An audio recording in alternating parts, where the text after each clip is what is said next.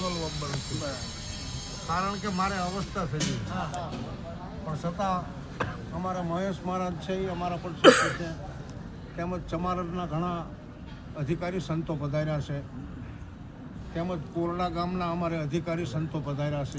એ પોસારામ મહારાજનું નામ છે, અકારામ મહારાજનું નામ છે, પથારામ મહારાજ ચમારડ છે. હવે આ જે બધા સંતો આવ્યા છે, અને હમણાં મેં તો જો કે ઘણી રજૂઆત કરી છે કે આપણને મનુષ્ય અવતાર મળ્યો છે, એમ અખા ભગતના શબ્દ ઉપર હું વાત કરું છું. આપણે એવું ન થવું જોઈએ, બરાબર?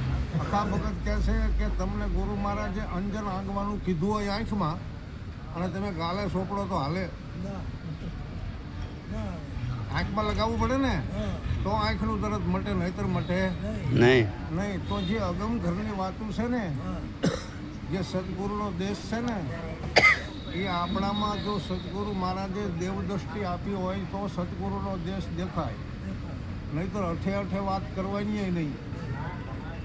અને ન જોયો હોય તો જોવા માટે પ્રયત્ન કરવાનો કે જે દેશમાં હીરાના હાટસે વસ્તુ અમૂલ્ય છે, જે દેશમાં માનસરોવર છે, હંસલા બધા મોતીનો ચારો ચડી રહ્યા છે. આમ જો દેવદ્રષ્ટિ જેને કહેવામાં આવે, સદગુરુ મળ્યા પછી આપણું જો પરિવર્તન ન થાય તો સદગુરુ કરે શું થાય? હે, સદગુરુ આપણને દાખલા તરીકે રસ્તો બતાવે, એક જ શબ્દમાં સમજી જવાનું છે, બરાબર? જે સદગુરુના વચને વરે અને જે વચનને સમજે અને જેના હૃદયની અંદર વચન સમજાણું, એ કોક વિરલો અને કોકનું નામ કહેવામાં આવે.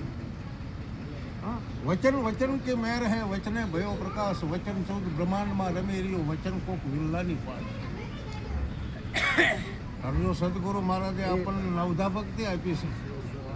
મેં હમણાં વાત કરી કે નવધા ભક્તિ એ તો ગુપ્ત છે,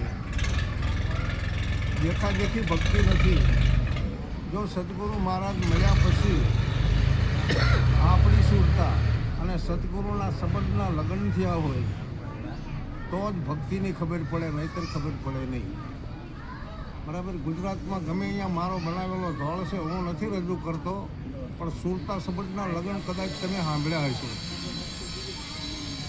સદગુરુએ સુરતાના સગપણ કીધા, સંતોને તેડાવી એના લગ્ન લીધા.